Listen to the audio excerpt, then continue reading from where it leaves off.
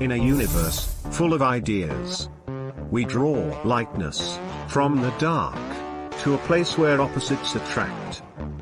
Right meets left, positive touches negative, sparking an explosion of truth.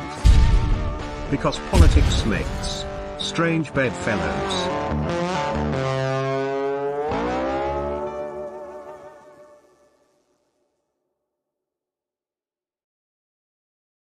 Welcome to Strange Bedfellows, episode 18.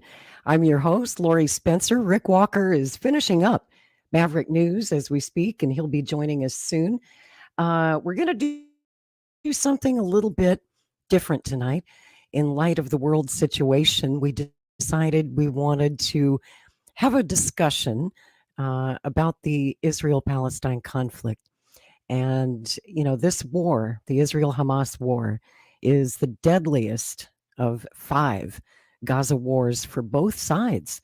The Hamas-run Gaza Health Ministry said yesterday that 4,137 Palestinians have been killed, more than 13,000 others wounded. More than 1,400 people in Israel have been killed.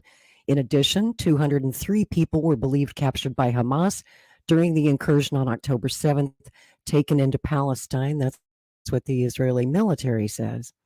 Now, the release of 2 American hostages yesterday is hopefully the start of more to come. A number of foreign nationals among those kidnapped by Hamas, including many from the U.S., Mexico, Canada, Brazil, and Thailand. Information about the status, the location, the identity of all the hostages still remains pretty scarce. Some have been identified by their families who recognize them from online videos, sparking desperate pleas for their return. As this war swiftly escalates and Israel prepares for a full-scale ground invasion, the tragic human toll continues to mount. Tonight, on this special edition of Strange Bedfellows, we endeavor to understand both sides of this complex and emotional issue through the eyes of our 2 esteemed guests. The Palestinian perspective tonight will be explained by our friend Don DeBar, journalist and political commentator based in New York. He covers international relations and U.S. government, law, and politics for Pacifica Radio, Russia's RT television, Iran's Press TV, and, of course, the Maverick News Channel. You've seen him here several times. Israel's point of view will be represented in the second hour by Arkady Itkin. He's a civil litigation attorney in California.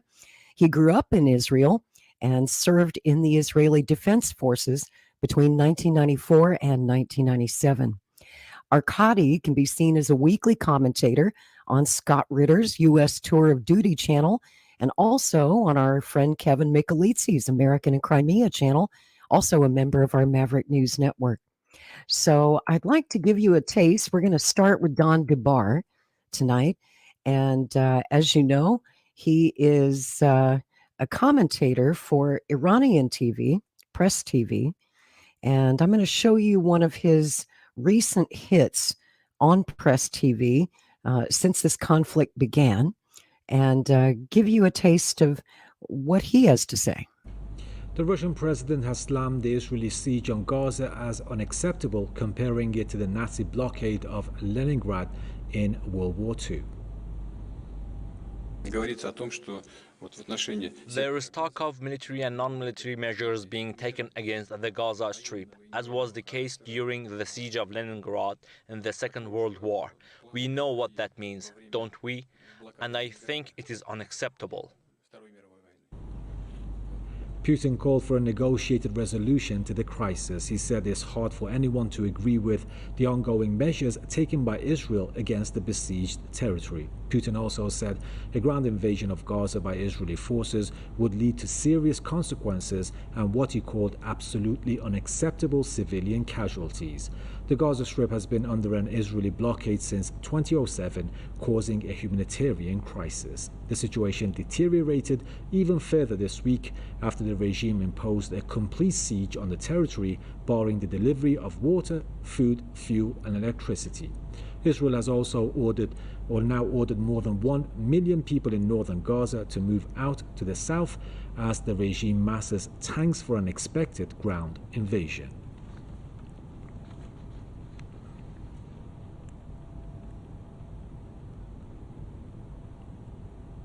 Now, to talk more on this, we are joined by Mr. Don DeBar, activist and commentator from Poland. He's currently in New York. And now, Mr. Don DeBar, welcome, sir. Thank you.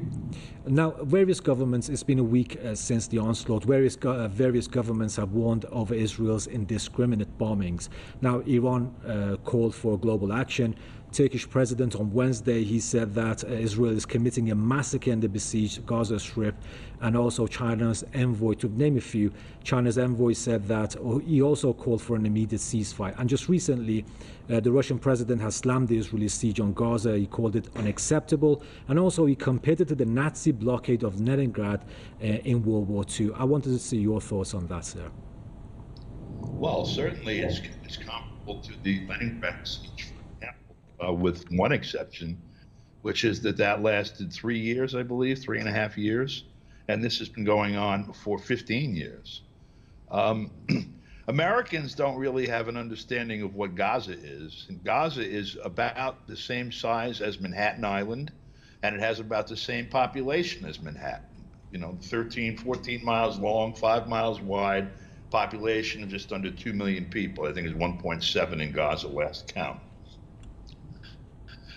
You'll recall on September 11, 2001, 2 airplanes hit 2 buildings in Manhattan, and for that, the U.S. Constitution was suspended, with the Patriot Act still remains that way. Wars were declared that lasted 20 years in Afghanistan and Iraq. Libya was destroyed. Syria is still involved in a war. The United States went crazy over this. Gaza has endured aerial attacks on a piece of real estate with a population similar to Manhattan's since 2006, with air raids that go in and blow up whole blocks of buildings. And yet, when they stand up, I've been reading the last few days the memoirs of people who participated in the Warsaw Ghetto uprising in 1943, where Jews in Warsaw Ghetto, who were also walled in, by the way, 400,000 of them in a tiny area. They were deprived of everything. There were occasional forays beginning in the summer of 42, dragging them out to Treblinka, where they were executed. They finally stood up, and they did the same things that the people of Gaza have started to do to try to defend. When you take all chances and all hope away from people, when you're born into a prison camp and you see no hope, you get desperate.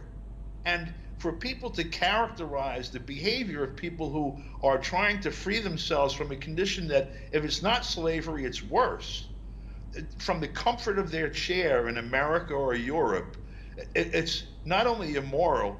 That kind of behavior caused the gentleman who was in London in the exiled Polish government to commit suicide a few days after the crushing of the Warsaw Ghetto uprising, because he couldn't tolerate the shame of being a human being that could watch these people be slaughtered and do nothing. And that's exactly what the world has been doing since the siege was declared on Gaza after Hamas won the election. And actually, that's what's been going on since 1948 in Palestine.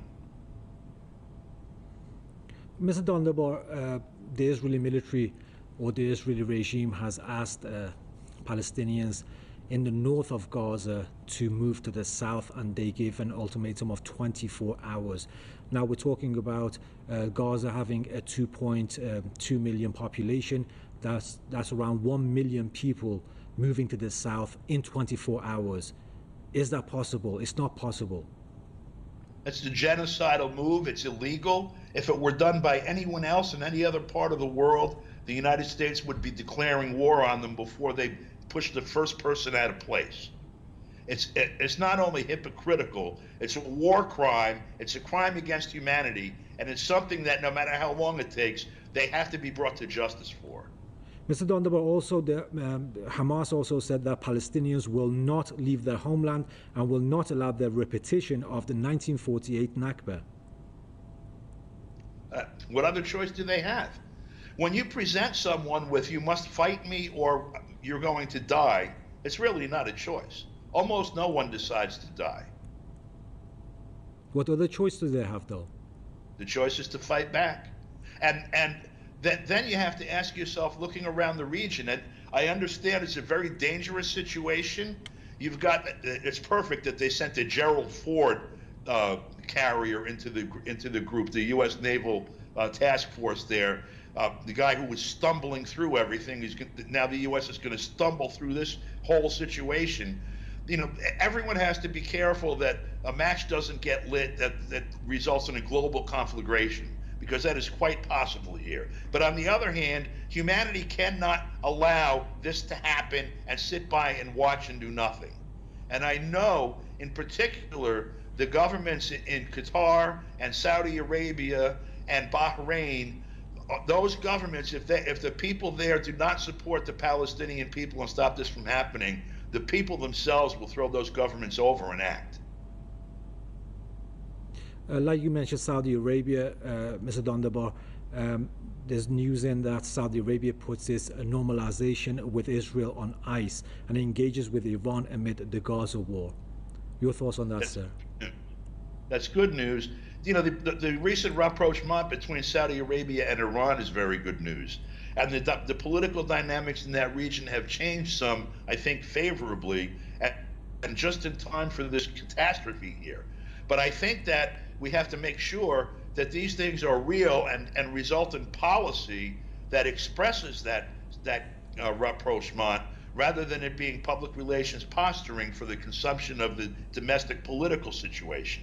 I think the Saudi leadership needs to recognize that they're in a position to act here, and they need to stop this from happening in Gaza immediately and find some way of brokering a true and just solution to this problem, which means a Palestinian state at a minimum. And honestly, there should be one state, Palestine, democratic, not anybody's particular private property, where everyone votes and everyone has a chance to be elected and everyone has exactly the same human and civil rights under the law. There you have it, Mr. Don DeBar, activist and commentator from New York. It's always good to talk to you, sir. And we welcome back to Maverick News our friend Don DeBar. How's it going, Don? Great to see you. Great, Lori. How you doing? I'm doing okay. I'm hanging in there. Like you, I haven't slept much over the last 2 weeks. There's just too much going on in the world of news. A two-front war. I'm afraid that's what it's turning into, as I see things heating up now on the Israel-Lebanon border. Yeah. And I wanted to bring people up to speed, or perhaps you can do a better job of that than I can. What is the latest now between Israel, Iran, Hezbollah, and the escalation of this war? To be honest, I've been away from the news for about 10 hours, so I'm just catching up now.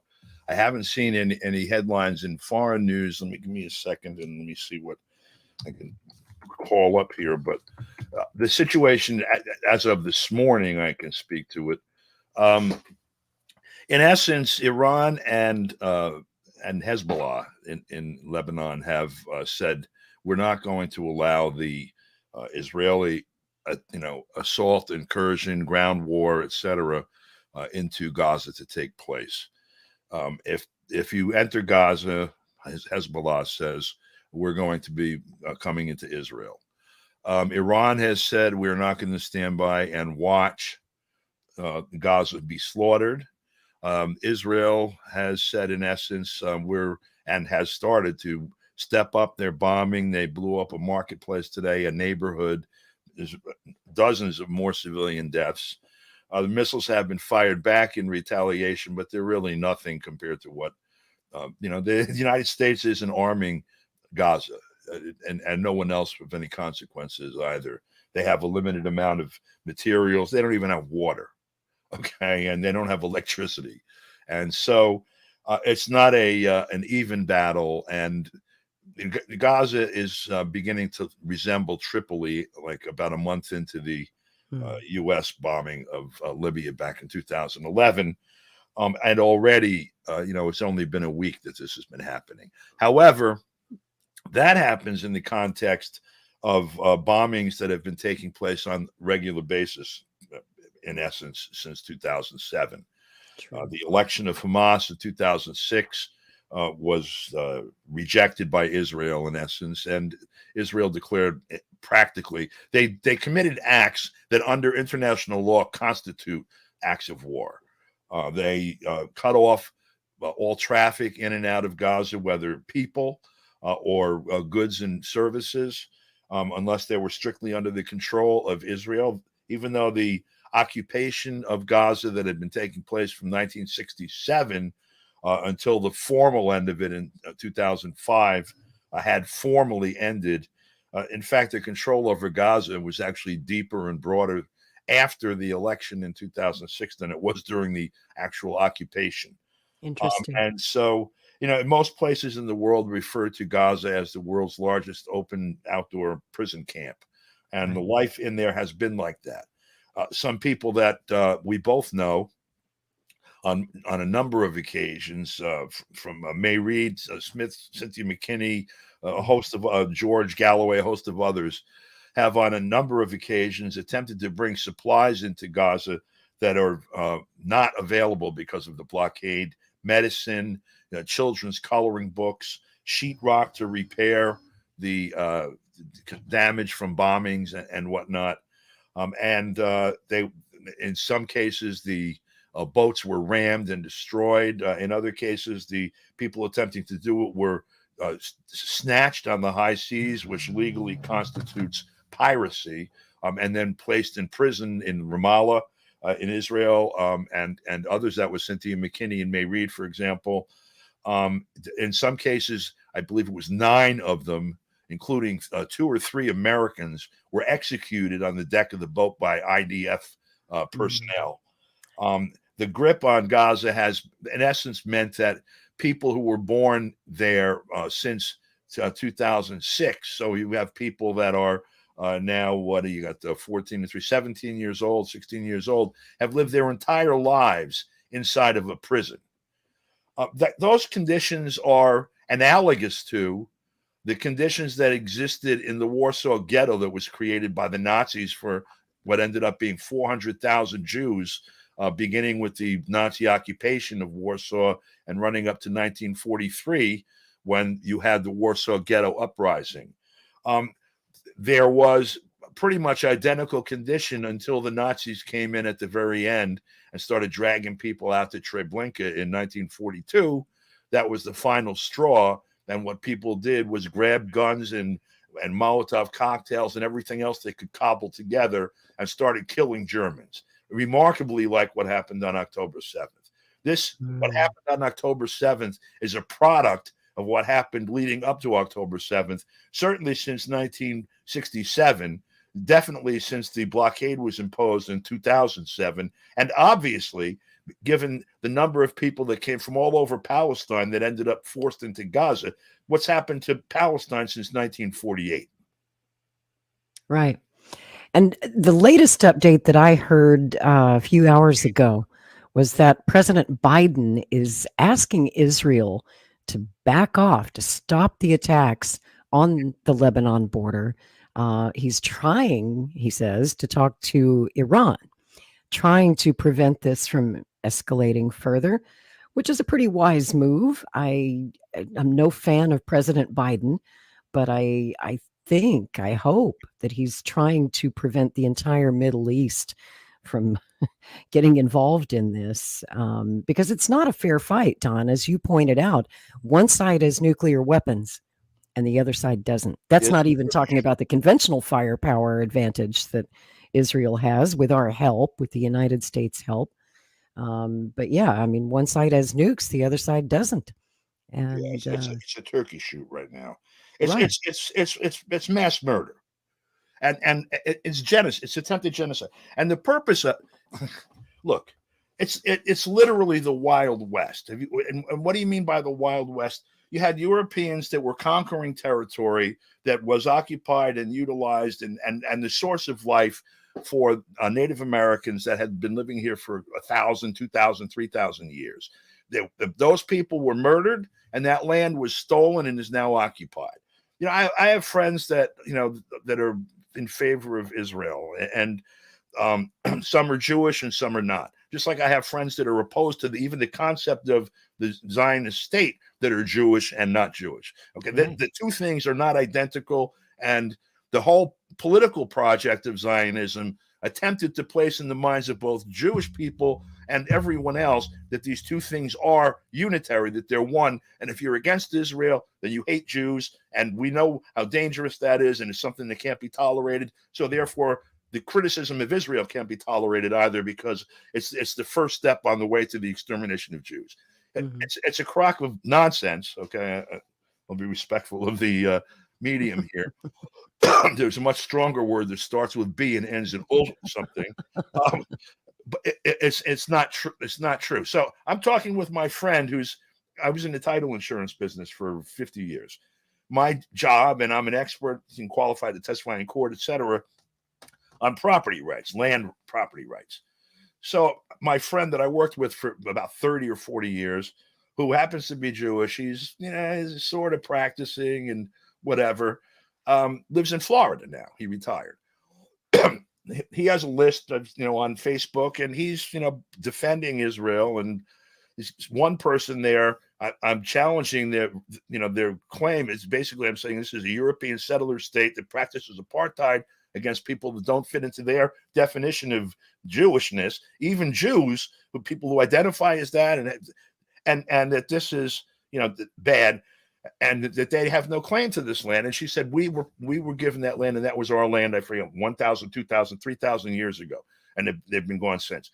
So I said to her and my friend, both of whom live in Florida, good, I have some friends who are Seminoles, and I'm going to tell them that you are now going to welcome them to come to your property, evict you from your home, bulldoze it into the ground, and build a teepee on the property. And that this is fine with you because this is your understanding of property rights.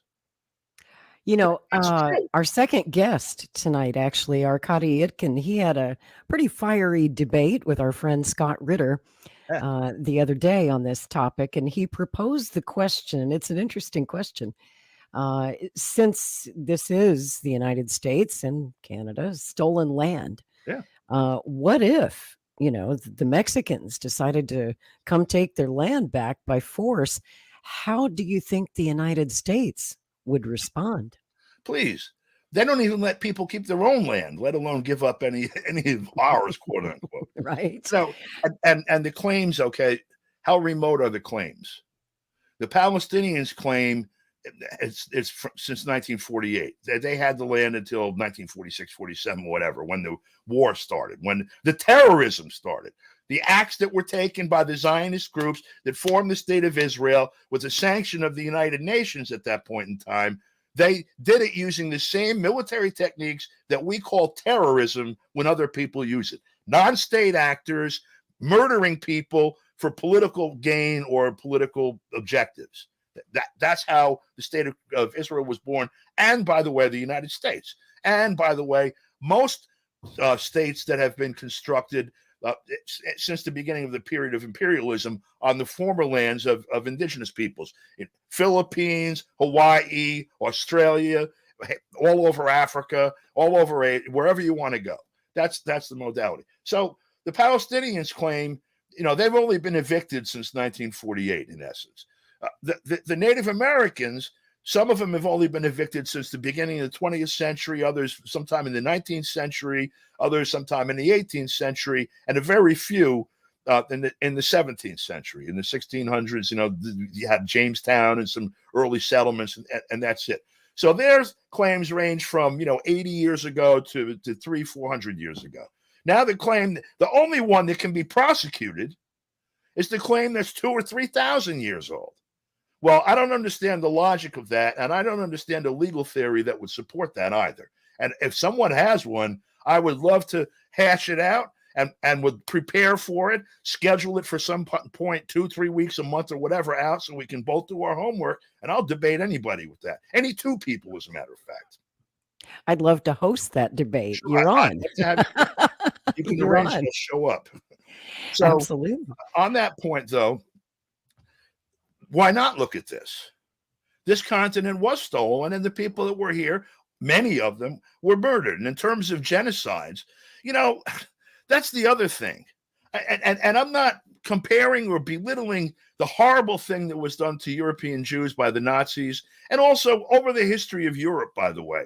Some in Russia, way back when, okay, right. The Spanish Inquisition, wherever you want to go. And by the way, what the Nazis did, there was full-on collaboration, either affirmative or negative, with almost the rest of Europe and the United States, because Jews, well, for example, what was his name? Ziegelboim, who committed suicide after the crushing of the Warsaw Ghetto Uprising. Right. He went around as a representative of the Polish government in exile and of the various Jewish groups in and around Poland. He went to the United States. He was in London. He went to Paris before Paris joined the Nazis. They say Paris fell before Paris joined the Nazis. He went all over the place looking for help. He should have gone to Moscow because he would have got help there, because Stalin would have helped. But nobody else would help. First, he wanted actual physical, material, military assistance to get the Nazis off their backs. And then it was asking, okay, then we want to leave Poland and we need a destination. Can we come to your house? And everybody was like, nope, stay there and fight and die. So, now, and he, at the end of that, goes back to London. They have the government in exile. He never lived beyond, I think it was May or June of 1943 when he committed suicide. And his suicide note was basically, I can't bear to live as a part of a species that could watch this happen and sit idly by and let it happen. I carry too much shame having any affiliation with that group of people, and I can't live with it anymore. And now we're all in exactly that same situation. I don't put it this way. If I were going to have to commit suicide, that means I'd have to commit a murder, because suicide is murder. If I'm going to commit murder, I've got about $6.5 billion to commit before I get to me over those conditions. Because if no one's going to help them, everyone else deserves to die too. If that's the penalty for it. I mean, I'm not saying it is, and I'm not saying I want to hurt anyone, but what he did, he was aiming at he was the only person that actually felt what should be done that strongly. And if you're going to have a world where people like that survive, that they don't commit suicide, they fight. You were speaking about Jews for Palestine, and there was a huge protest at the United States Capitol on Thursday. Absolutely true. Organized by Jews for Palestine. We've seen, protests on college campuses around the country, and now that's become a divisive issue. I want to show you a quick clip of just kind of what happened this week. Opposing rallies at Columbia, a die-in at Harvard. The latest protests are part of a long tradition of free speech on campus. But some law students are now finding their words can affect their future. Law firm Winston & Straw announced they rescinded a job offer to a top NYU law student this month after blaming Israel for the violence on October 7th. And law firm Davis Polk pulled 3 more offered to Harvard students for signing a similar statement. Now, a tenured professor has written an op-ed for the Wall Street Journal entitled, "Do Not Hire My Anti-Semitic Students." Free speech does not mean there's no consequences for free speech. Professor Stephen Solomon says he considers any justification of the Hamas attacks to be anti-Semitic hate speech. This is a professional setting. These are people who are to be trained as lawyers. They should not be going out as lawyers if they're advocating the murder and justifying the murder of innocent people. One Berkeley student group mentioned in the op-ed characterized the October 7th attacks as resistance to apartheid. In a statement to NBC News, the group calls the article a smear that wrongly conflates activism with anti-Semitism.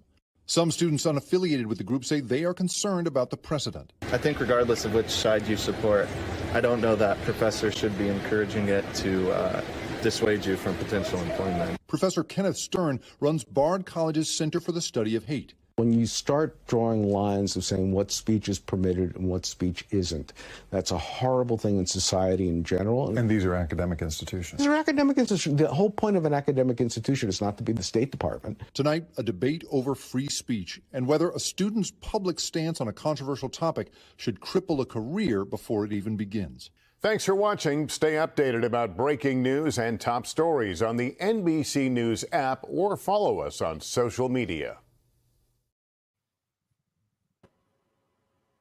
That guy's a law professor.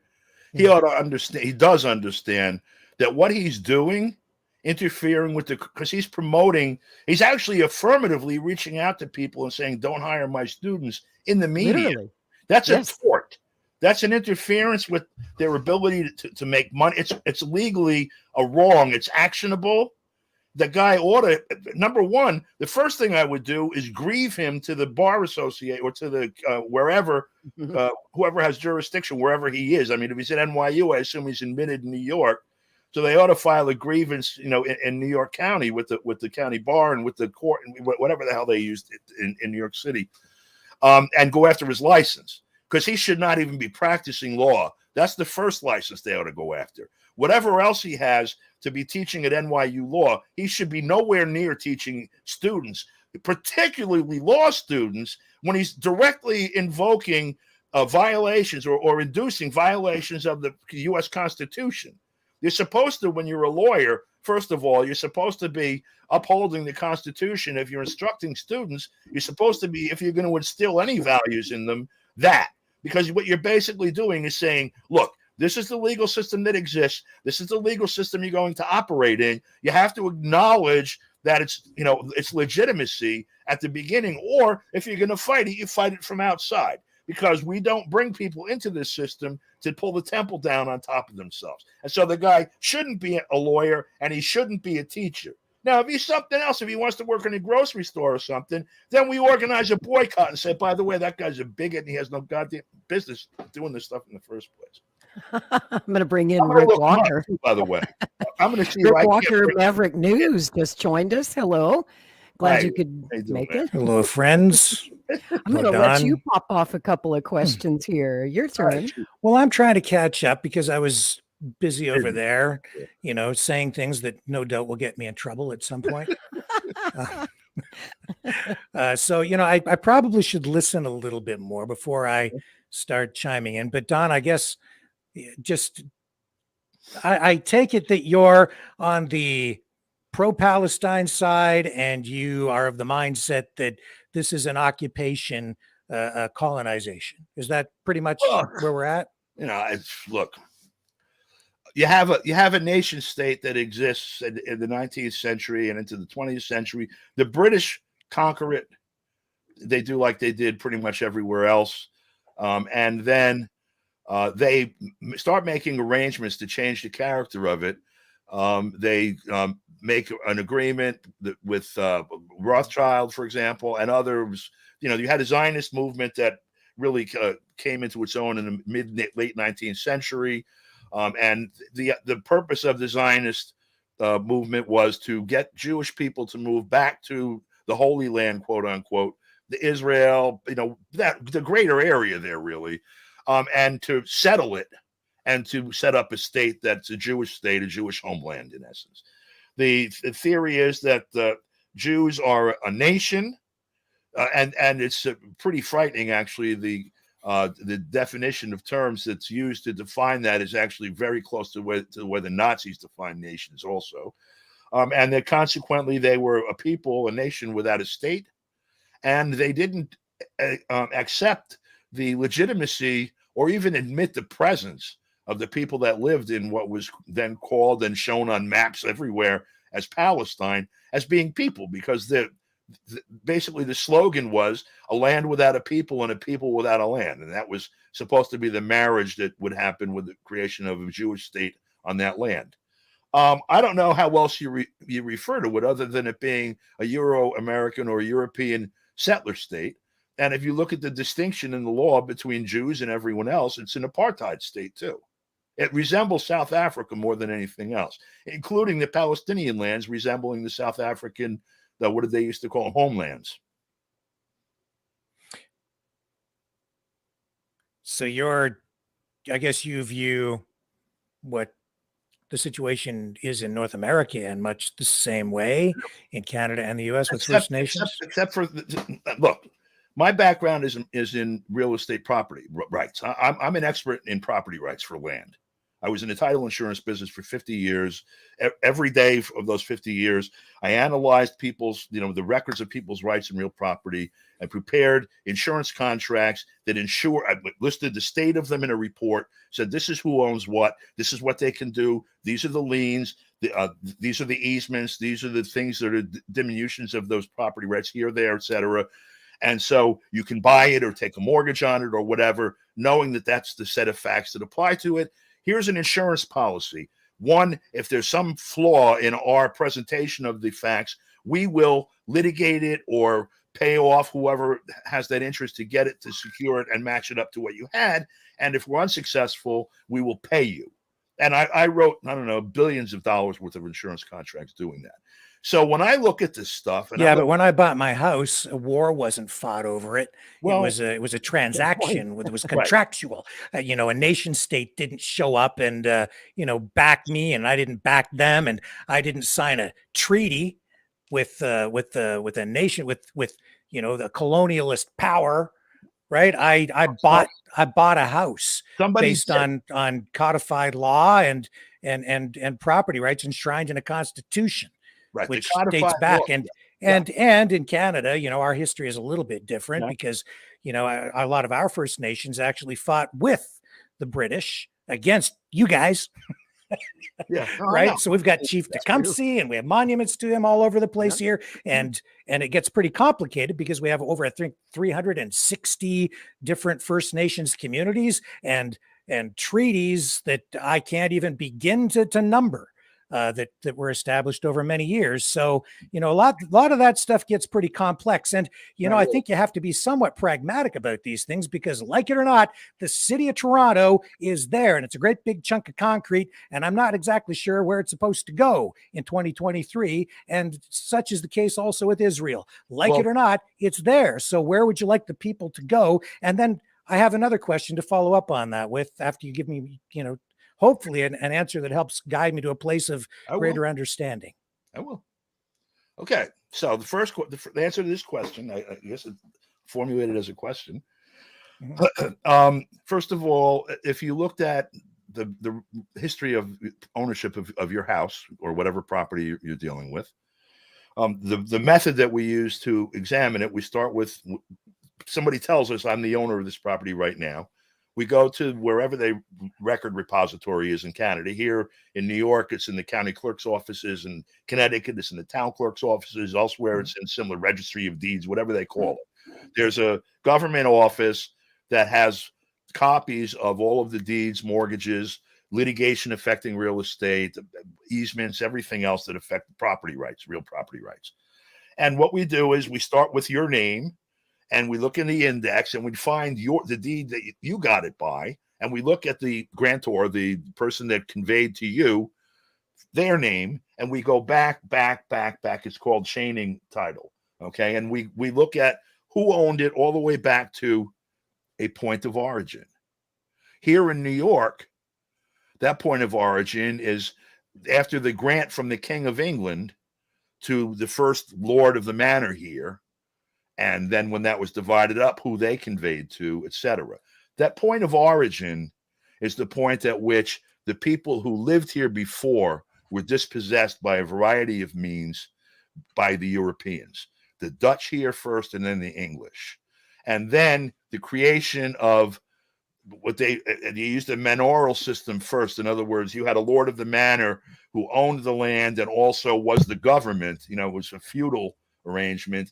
And then in the 18th century, in the British colonies, probably in Canada too, but I don't know that for a fact, they went from that system to a system where the same guy still owned all the land, but there was a separate government. They created colonial towns and then colonial counties.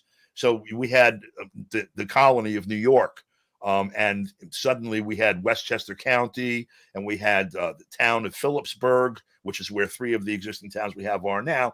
And then after the Declaration of Independence and as the various state governments began to be formed, I think it was in 1784 or something in New York, they created the state of New York. And now there were American townships, cities, towns, villages, etc. So you had what happened was you had government and ownership were all in one. That's what was seized from the people that were here.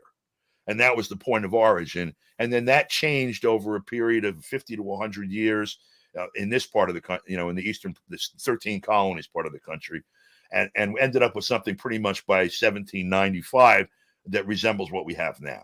Well, it goes back further than that, Don. It goes back to 1493 and the doctrine of discovery. Well, yeah, this is the Pope basically parceling the Western Hemisphere up between Spain and France with that's why we have Brazil speaking Portuguese and the rest of it speaking Spanish pretty much.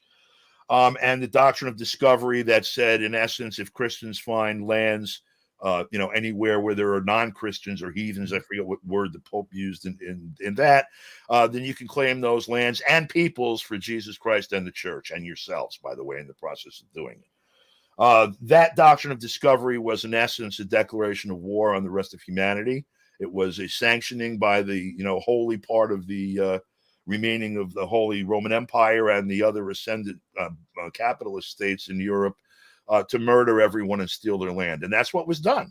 That's what was done in this continent and in South America and Central America and in Australia and in New Zealand and from here to as far as they could reach. And they reached, Magellan went all the way around the world. The property rights that you hold are based upon a land theft that took place sometime probably in the 17th or 18th century. Now, and so you're saying that is so well settled that it shouldn't be disturbed. Okay, the land theft. No, don't put my words in my mouth. Don't put words in my mouth. I didn't say that, but you continue. Okay, but that seemed to be the because I'm all for First Nations peoples pursuing land claim settlements if there are still unsettled matters, and they have every right to go to court here, and they still pursue those matters to this very day. And they're actually increasingly successful. But anyway, I'm sorry. Do they have a right to hold their own courts and drag you people into those courts? As a matter of fact, yeah, they're in the process right now of establishing a dual legal system here in Canada, where if you're charged with a crime, for instance, if you're a First Nations person, you can choose which of the two legal systems you will travel through. And in addition to that, they're making additional provisions for land claim hearings. So same thing happening here in Oklahoma. Yeah. So a lot of progress is being made, but the point being, that is also based on today's reality and the treaties that were signed in the past and whether they were fair or just, and we're trying to navigate through these things in a way that allows us to live together, right? And First Nations leaders here in Canada, the legitimate leaders of these different communities, I think most of them are on board with this process. And, there's still a lot of anger and animosity, and a lot of it fueled by political narratives, honestly, because there's still a lot of jockeying that goes on where some people want power and some people want money and some people want the land, and there's corruption all through everything, as there always is. And so then there's the people who just want war. They just want to fight. There's that also. Pick up arms and fight about it. That's right. Yeah. But I think we've made a lot of progress on that front. And we're dealing. I mean, here's my follow-up question, Don. When are you going to turn over your house and leave? Whenever. Listen. All right. First, let me address some of what you just said, and I'll come to that. Trust me. Yeah. Because I've been raising the same question. Actually, it's difficult. I mean, it's not. I'm not trying to be smart about it. I understand. What are we going to do? It's a contradiction. I understand it. I understand it very well, as a matter of fact. And I've been asking the same question of people that are supporting Israel. Mm-hmm. I just was telling Lori this. I have some friends that also were in the same business I was in, as a matter of fact. And I asked them. They live in Florida. If what was done in Israel in post 1948 on a claim that's remote as 2,000 or 3,000 years, however long Jews were pushed out of Palestine into the diaspora, okay, that is the most remote claim out of all the ones we're discussing. The Palestinians were kicked out in 1948. The Native Americans were kicked out anywhere from 80 years ago to 200 or 300 years ago. And the Jews were kicked out a millennia or 2 years ago. So in terms of looking at actual property rights, the ones that have vested the most in terms of an adverse claim would be the people who took a claim to Palestine. And then the next one would be the Americans, and the weakest claim are the people who just evicted the Palestinians from what they now call Israel. That's basically how things would play out if it were a regular land claim. And the underlying theory, because how well established is the fact. So what do you mean by a regular land claim? Are you talking like a real estate deal? No, not real estate deal. I'm talking about ownership of land. That's what we're talking about. I mean, when you're talking about a court system in Canada, for example, it's all well and good if a drunken driving or domestic violence or whatever kind of claim it is either handled in an alternate way, like with a tribal council or whatever. It depends on which court you're in. And when you start litigating the basic foundational ownership of Canada, not of a piece of land in the middle of Oklahoma or in the middle of, British Columbia or whatever, but Canada, then I'll understand that you actually have a court system that takes the position of the people who were here before as seriously as they take their own claim, which was based on genocide and land theft. And I feel the same way about the United States, and I feel the same way about Well, now we're down to the root question, isn't it? What constitutes a country and what legitimizes it? Well, right. That's true. That is exactly the question. Who has the most guns usually? That is the truth. Yep. Yeah. And so we have to look at all of these cases in that way. So first of all, right now you have people shooting at each other in Palestine. And what you're going to do when you settle that is establish some sort of a precedent, even if it's only a political one. It's going to have the form of a legal precedent, even if it doesn't have the effect of one, because there's no real body of law where you could establish precedents that would be binding on anyone else. We don't have a national or global government, and we have the United Nations. That isn't what that is. Unless you rewrote the charter and installed this particular thing that happens that solves that problem in Palestine into the UN charter, that wouldn't bind anyone else to do the same thing. Well, but I would say that to legitimize any sovereign nation state, you need to be recognized by other nation states so that they recognize your sovereignty. Otherwise, they would say, screw you, we're just going to come in and invade you. We're not going to trade with you. Or, in order to have normalized relations, other nation states need to recognize you. And when you go to war, as is the case right now in what we're dealing with in Ukraine, that is actually the root question right there. Does Ukraine have the right to sovereignty or not? And that's always kind of at the root of every war as well. This is why it's not like a real estate deal. It's not. It's a more complex question.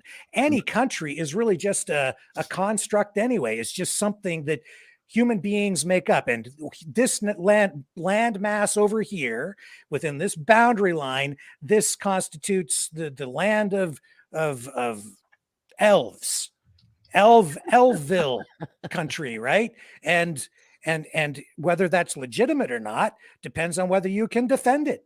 So if you have enough guns to defend your sovereignty, or if you can persuade other countries not to invade you and take over your land. Or you can round up enough allies who have more guns than you do to lend you some guns and some bombs. That's exactly right. And then you become legitimate.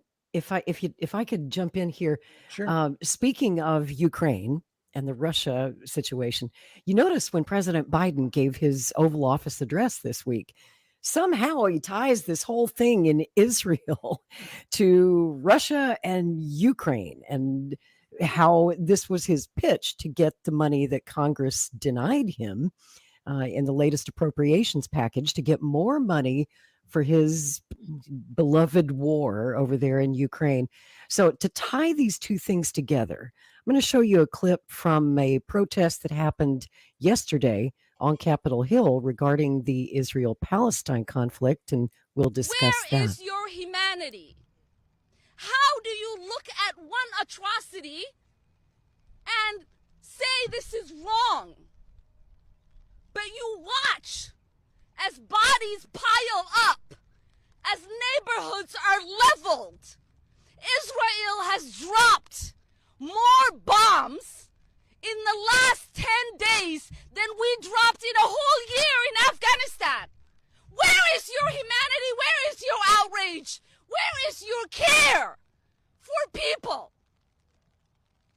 How is it that we have a president who is talking about releasing hostages, who is talking about getting American citizens out of Israel, but could not get himself to say, I want to save and work to save the hundreds, thousands of Americans is stuck in Gaza? What is wrong with you? Question for Ilhan Omar and the stupid squad. What's wrong with them? Where was their outrage? Where was their humanity when they kept voting and continue to vote time and time again to send more money and more weapons to Ukraine? Where's their love for the innocent Russian people and civilian Ukrainian people who have been slaughtered in this war? It seems very, shall we say, situational integrity to me. Don, what do you think of all that? I know you're not a big fan of the squad. Yeah.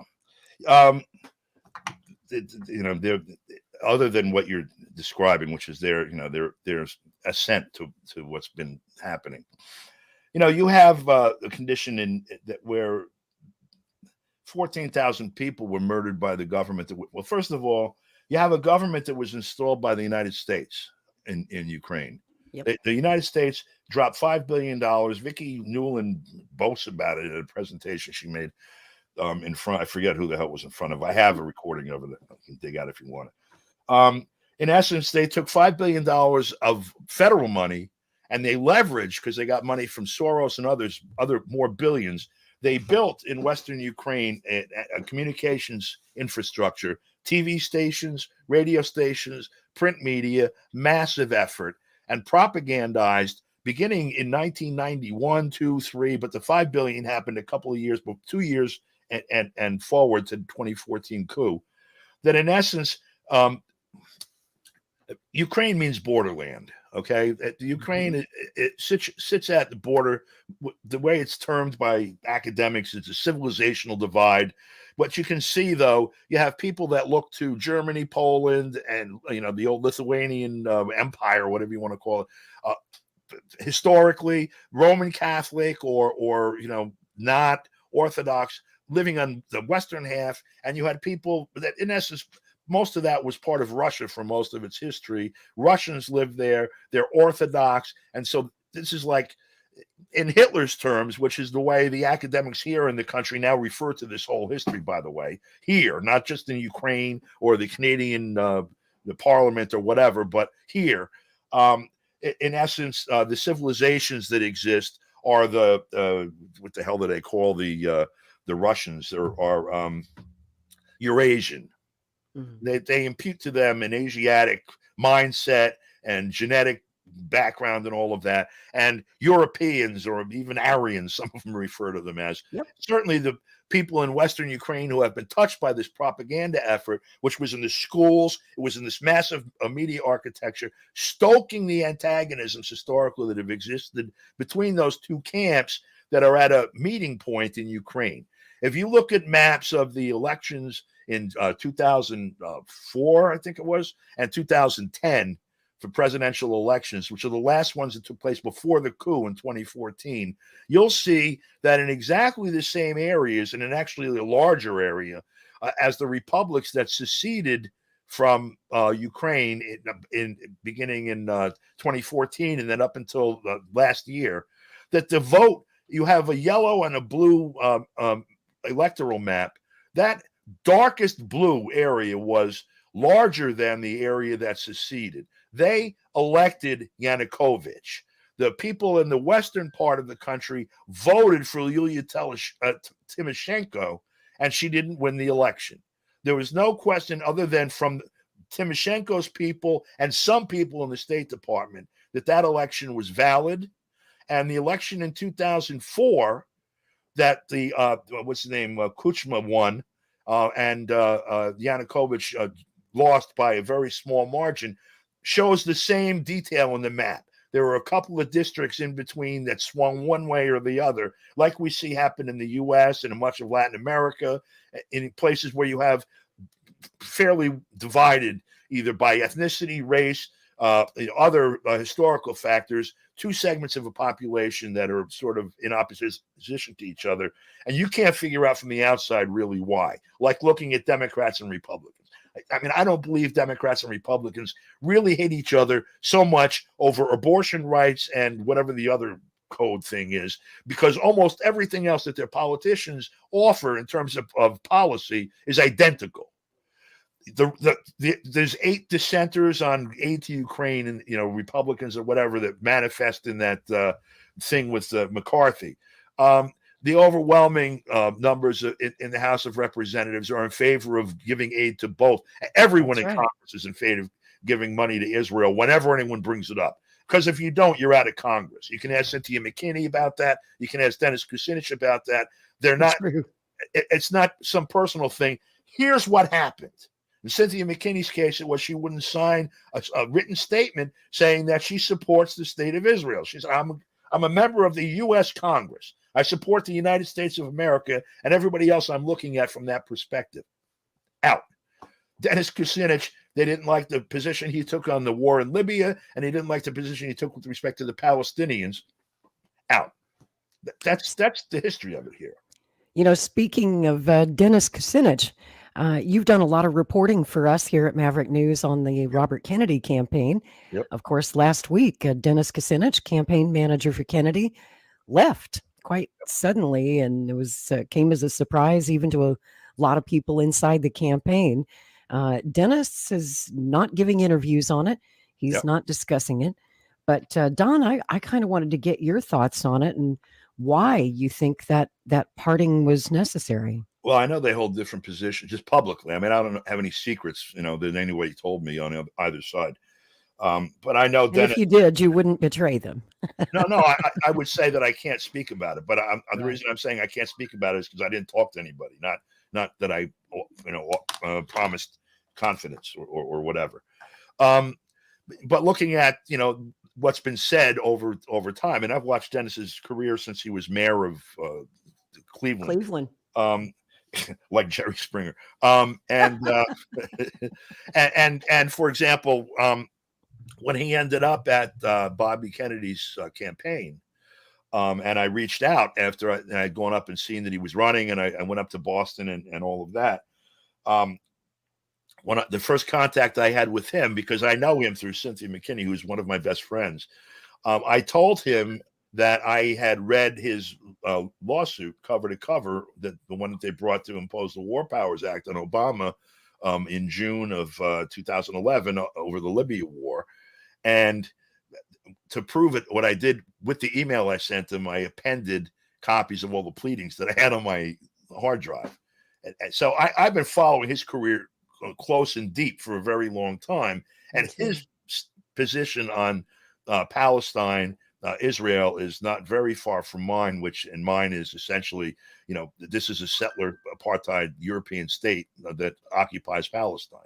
He doesn't say it quite like that, but his position is a lot closer to that than to Robert Kennedy, who not only do I support Israel, but I was shocked to hear him say, and I support President Biden in the way he's handling this, because it sounded very odd to me from someone who's running against him. Especially someone running as an anti-war candidate, okay. And also as a contrarian, as an outsider or whatever. When the whole consensus position in Washington is that from the entire Congress, anyone who's ever said anything remotely supportive of the Palestinians has either been fired in the last weeks or has been made to do a mea culpa publicly. And so where Washington stands is very clear. And that the hand of the CIA is deeply involved in what goes on in that whole region, including in Israel. And for somebody that's running against the CIA, who's going to go in and clean it out so that it stops being an engine for war and profit for the military, to take a position supporting the president who's doing exactly that, just caught me a little funny. And so maybe he's doing, I don't know what he's doing, and presumably he does. But, it's one thing to say I support Israel, because you have to say that in Washington or you don't get there. They'd stop you at the bridge or whatever. And it's another to say, to go way out and say I support the guy I'm supposedly running against. Trump, who's running against Biden, whether it was warranted or not, this is what you do when you run against somebody, said it's Biden's fault. Yeah. And after Biden's speech, Trump put out a 3-page statement where he once again reaffirmed his support for Israel 100%. Well, he said he was born there too. Did you see that? Yes, Biden said that. I was like, what? Yeah. And he just can't stop lying. He's such a pathological liar. I was born a poor Israeli child. I mean, whatever, dude. Like a Steve Martin trope or something, Exactly. Straight out of The Jerk. Yep, Speaking of jerks, I'm going to play you a clip here before we close out your hour. This is a clip from Al Arabiya TV. Yeah, the journalist is Rasha Nabil. I hope I pronounced her name correctly. She's interviewing here the leader of Hamas, Khalid Mashal. And I found this clip pretty shocking. You may have seen it. In this clip, he says that Hamas's terrorism is legitimate resistance. عملية من هذا النوع تقوم بها حماس، هذه ليست عملية عادية، هذه بمثابة إعلان حرب، وبالتالي البعض يقول كيف كانت حساباتكم لردود الفعل الإسرائيلية؟ نحن نشاهد ما يحدث في قطاع غزة من مأساة إنسانية كبيرة صح عليها سكان غزة، لا تمت استشارة الفصائل ولا استشارة السلطة ولا استشارة سكان غزة، أنتم اتخذتم القرار وحدكم. هذه اللحظة العبقرية التي استطاعت كتائب القسام أن تفاجئ بها العدو وكل استخبارات العالم، هذا كان ينبغي أن يكون في إطار ضيق، لكن نحن هنا لم نبتدع مقاومة جديدة، نحن في جو المقاومة، فحين تقوم بخطوة هو في سياق مقاومة مشروعة شعبنا اتفق عليها. أنت تتحدث في نقاط مهمة، تقول أن هذه مقاومة مشروعة من وجهة نظركم، ولكن ما شهده العالم على شاشات التلفاز في العالم الغربي كان انتهاكات من حركة حماس ضد المدنيين الإسرائيليين، حتى أن الحركة وأنت مسؤول عن صورة الحركة في الخارج أصبحت تقرن بداعش. هذه تهمة طبعا افتراها نتنياهو، هذا والغرب للأسف متواطئ. الشعوب يا أختي العزيزة لا تتحرر بسهولة.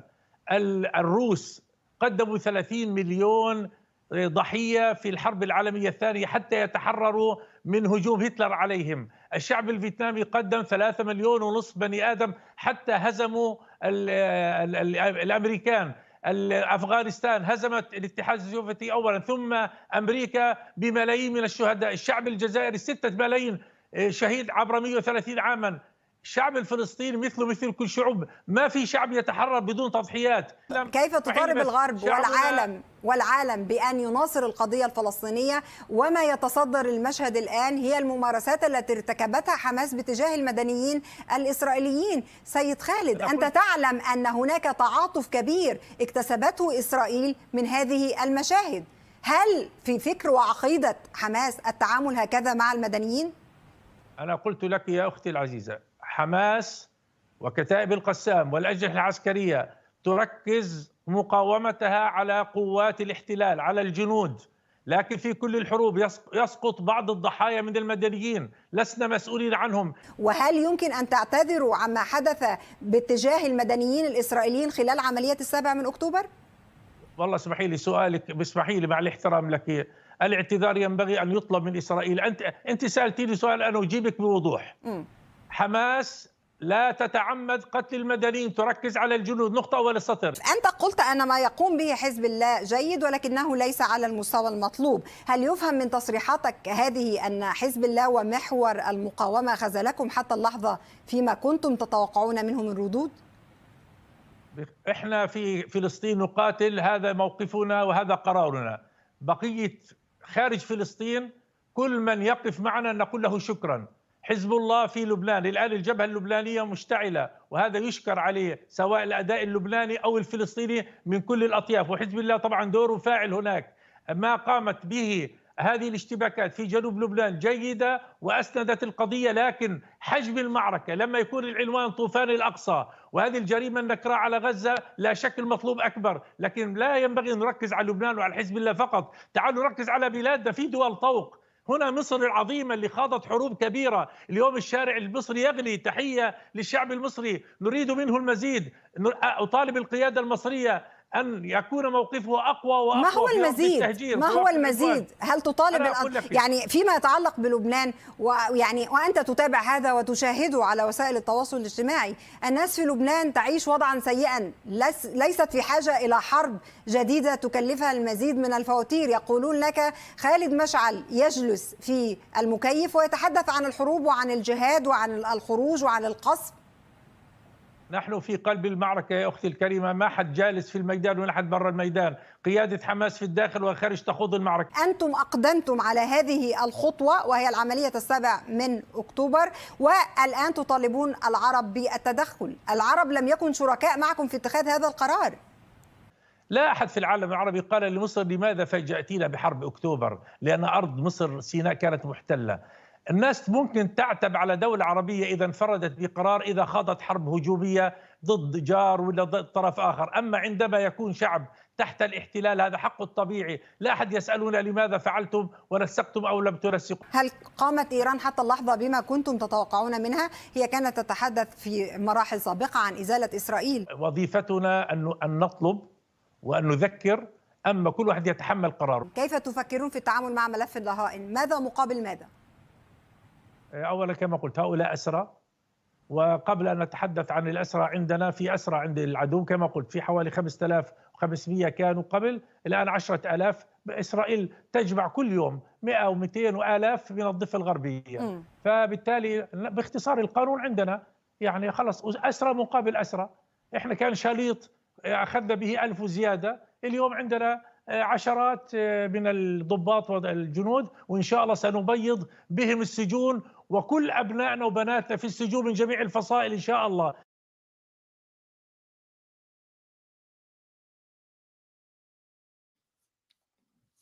Okay, so that was Al Arabiya. Is that what she said?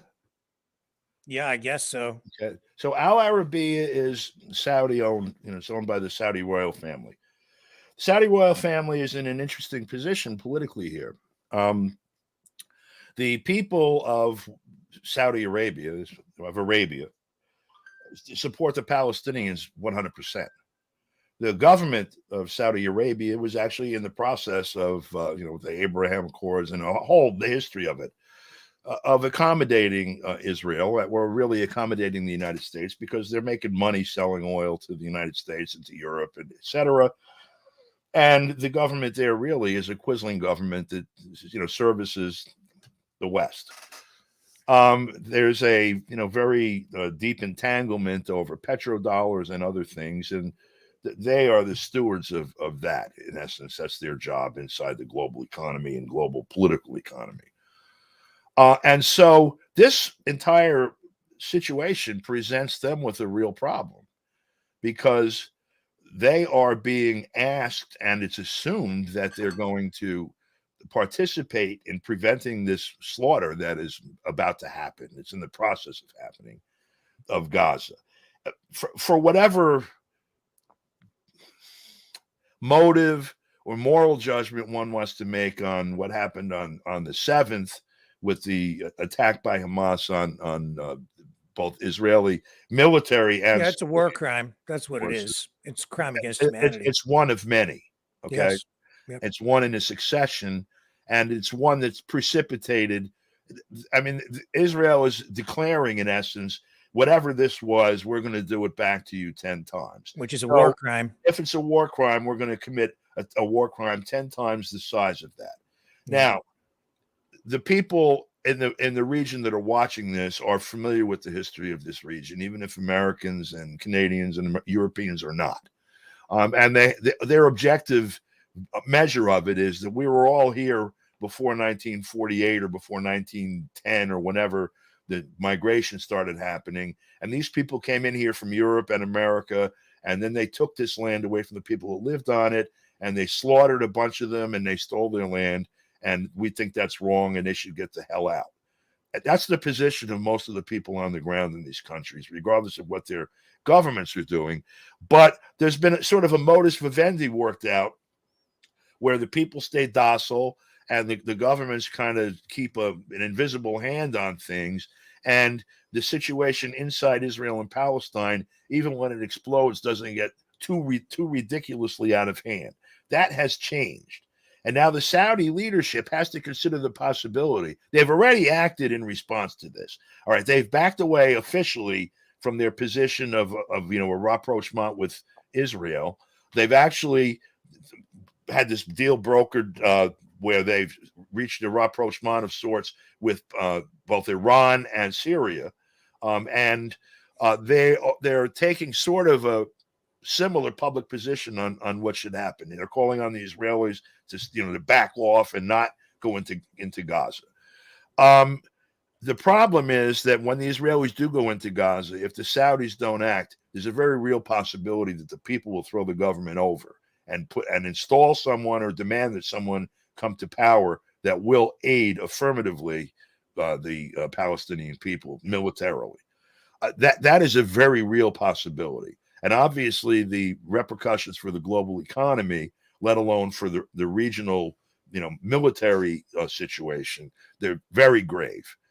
I don't think it's possible to put that particular, to smother that smoldering condition with any kind of water, political water, giving them more money, allowing a rise in the price, all the things that all the palliatives you normally have. I don't think they'll work.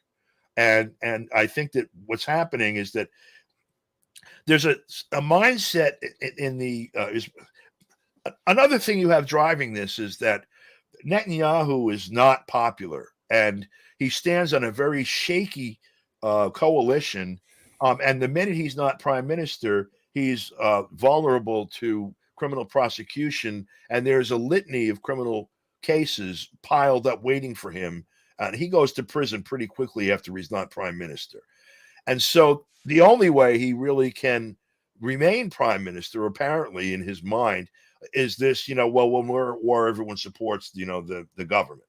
And so he has an affirmative incentive to not let this thing fizzle out. People are in the streets across Israel protesting him, some protesting him because, he allowed this to happen in the first place. Others protesting him because he's, threatening to turn this whole thing into a giant conflagration. And so he is standing on real shaky ground, and the only lever he has is to intensify the war, basically to kill more Palestinians and satisfy a bloodlust that partly was induced by this, certainly was massaged by this latest action, but that's been there as the glue under increasing settlements and pushing more Palestinians further and further back. This is something that each one of the wars in 67 and 73 and whatever intensified. And the government has been moving to the right steadily over the last 60 years, basically. Netanyahu, when he first came to power 20 years ago or whatever, he was the far right of the political establishment at that time. He is now the most left member of the governing coalition. And one of the strong legs that government stands on makes him look like, I won't say a liberal, beyond that, like a an ultra liberal. That's a fact on the ground in Israel also. Well, this is the fact in Toronto today. We have smoke bombs. We seem to use some sort of weapons here.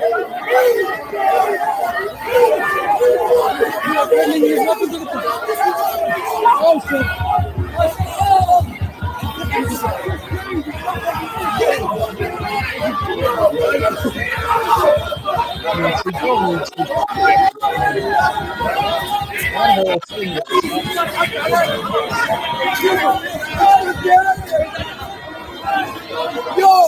The funding side in Congress.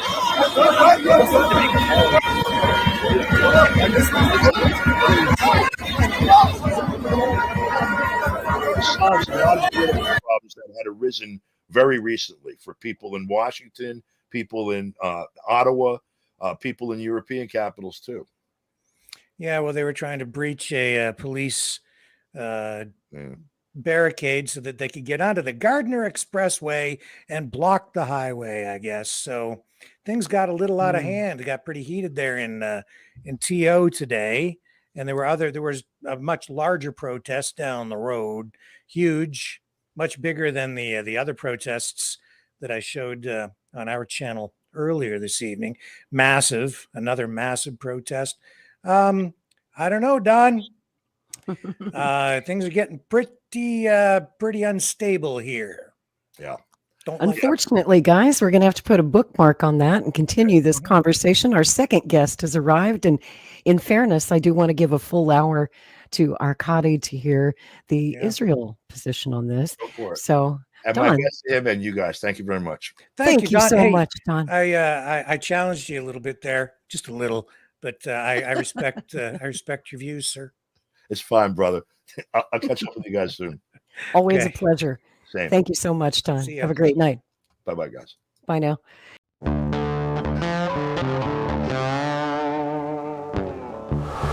In a universe full of ideas, we draw lightness from the dark to a place where opposites attract. Right meets left, positive touches negative, sparking an explosion of truth. Because politics makes strange bedfellows.